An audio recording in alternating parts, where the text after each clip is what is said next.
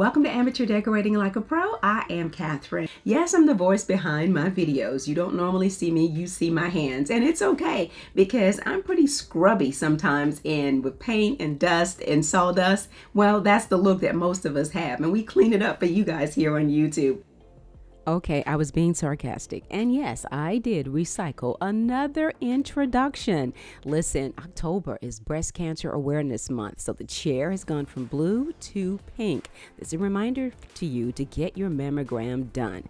Now, today's video is really about beyond the house. Yes, we're getting ready to decorate even more for the holidays, but let's get down to the bare bones of some of the things that can happen in a home that can really take away from all of your decorating. So let's go ahead and go to work. I'm wearing two masks. As I mentioned in the last video for the fireplace, that we had our service tech coming out to clean these logs and basically make sure that the lines were not leaking. We do this every year. Now the prices have jumped from $85 to $100, but then so has everything else.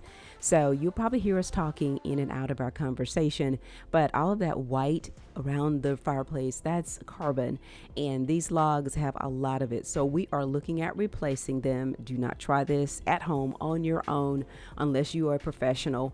But I wanted to share this part of what we do for our fireplaces because it's important that we are safe around anything associated with gas and fire.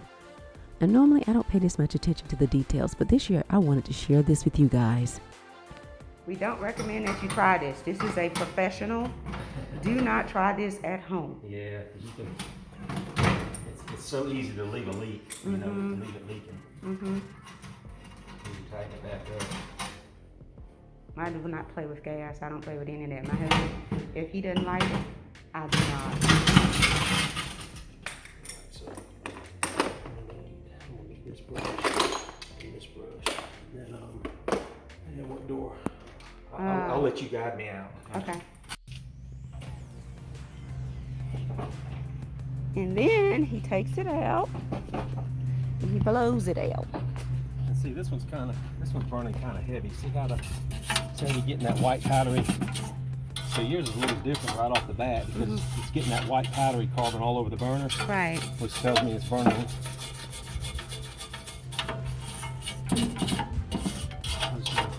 Loosen that up, clean that burner.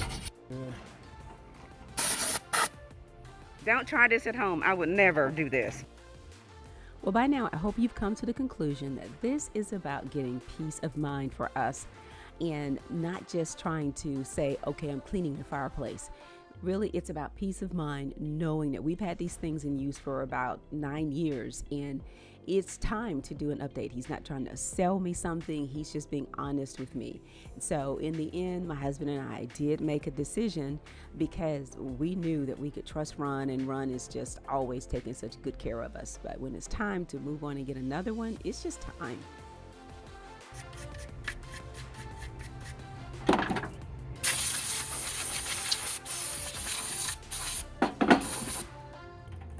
I would never do this. And sometimes this pilot right here, that pilot's got to be kept clean. And what I done was I got that carbon off the tip of it, and then I kind of wire brushed that lead off a little bit to get all that off there, so to get a good connection. Blow it.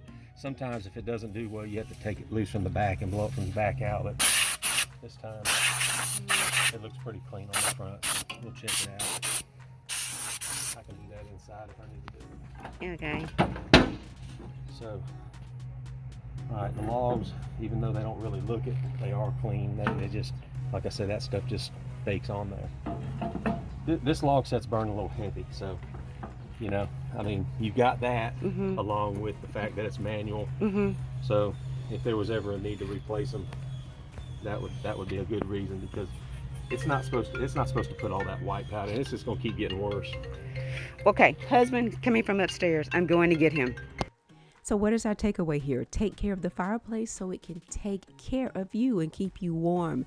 You want to make sure it is well maintained. And listen, when you're decorating those mantles, be careful about your decorations cascading over. You know, it's going to be beautiful, but you don't want to put anything too close to those flames. You heard me yell, "Let me get my husband." Well, there are some more steps that we need to take. We're looking at replacing those units. Not trying to impress you with buying things, because this is about safety first. Now, since we're talking about fire, let's go into the very next thing that I think is important. Fire extinguishers. How many should you have in your home? I say one per story or floor in your home.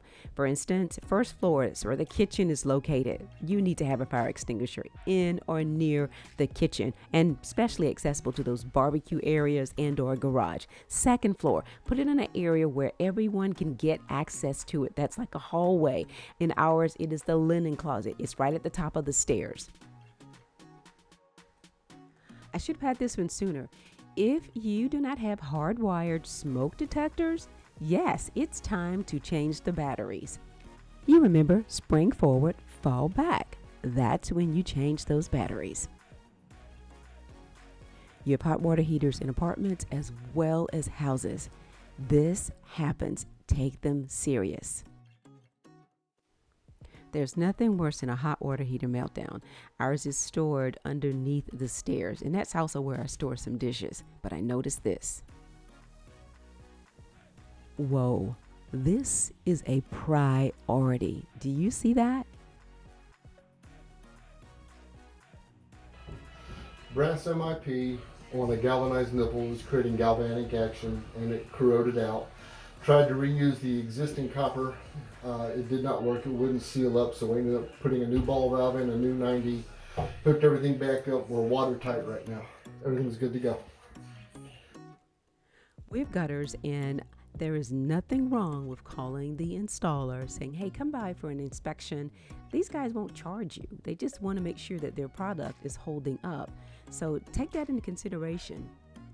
At no cost and for peace of mind, I also had our roof inspected. I love seeing everyone so thankful and appreciative of the home that they have been blessed with. And there are some things that we can do. This list is not limited to what's on it, but you can do some things too. Like, for instance, you can tighten up your chairs. There's nothing worse than having people come over and there's a chair or chairs where the screws aren't tight, and then they say, "Don't sit there," or that chair's loose. I've told the story before, and after a while I was tired of playing musical chair, and I just stood up at one person's house. I am very passionate about this one. You can replace a toilet seat. They're very easy. You just pop the little snaps on the back and voila, pop the new one on. Now, they're pretty standard in size, but if you're unsure, draw a template, take it to the store, and voila. Now, if you want to talk bathroom trends, the toilet seat sweater is so not one of them for so many reasons. So as we prepare for the holiday season to hibernate inside, prep outdoors as much as you possibly can. We have a screened porch, you guys, and you know, I think I've shared this with you guys before. The squirrels during a rain and just tried to get in. And here is how we had to have someone repair it. So I now know exactly what to do. You purchase the spine, this little tool here, which is about $7. You get the screen if you need it, or else if you can just use the existing. But in this case, we had to have an entire brand new piece. So you just insert the spine in a little slot and it secures the screen. You might want to have a second person available that can kind of pull the screen tautly, but not too tight. That screen is pretty strong, by the way. Now, lack of supply prompted me to go in a completely different direction. This is a wall exhaust or intake cap. The plastic one literally disintegrated, and you see I had painter's tape holding it together. So this is what's connected to that hose behind your dryer, which I also clean out with that long little brush that you saw initially. So we always get frustrated with this plastic one because it looks like sometimes a little window is open. Maybe there's a lizard or something that's trying to get in. So having gone with this galvanized metal one for now, but I'm going to see how it works out, because I like the metal screen that I inserted in the bottom with a piece of wire so you can't push it out, and it was easy to install.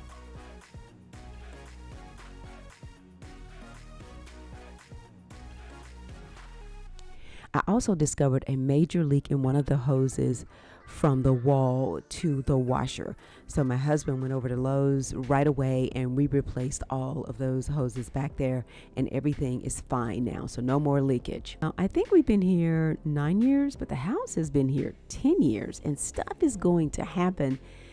Guys, so you want to be aware of what's going on the outside, because these little rodents, when they can get in here, they are going to come in during the winter season. So that's why I, did the little wire on the bottom, and I basically put the screen there with some wire, because I'm like, you're not going to crawl through here to come inside. So we went a different route.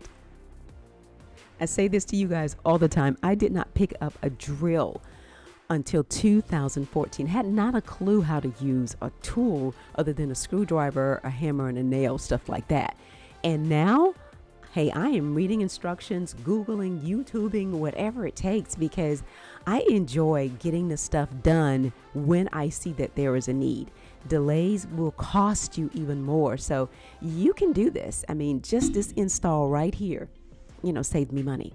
Now, I in no way, shape, or form want to deter anyone from purchasing their dream home. I just simply want to make you aware that it is a responsibility. There are things in my home that I can fix that I didn't even show you in this video, but there are things that I cannot. I can't do heating and air services, so that's under agreement. And when they come out, they're available, by the way, 24 hours a day. So we utilize that service. So those are things you need to be aware of. Go and get your blessing. Enjoy your home. Keep your eyes open to the little things like this that can go right or go wrong. Well, that's it for me, guys. Remember to stop by every single Sunday and some days in between. We have new content in art, DIYs, furniture transformation, and design. I look forward to producing the very next video. Actually, it's already in the works. So if you are not a subscriber, please consider doing so today. And remember to ring the bell so you don't miss a single video. Thanks a lot for watching. And as always, stay in prayer and stay creative.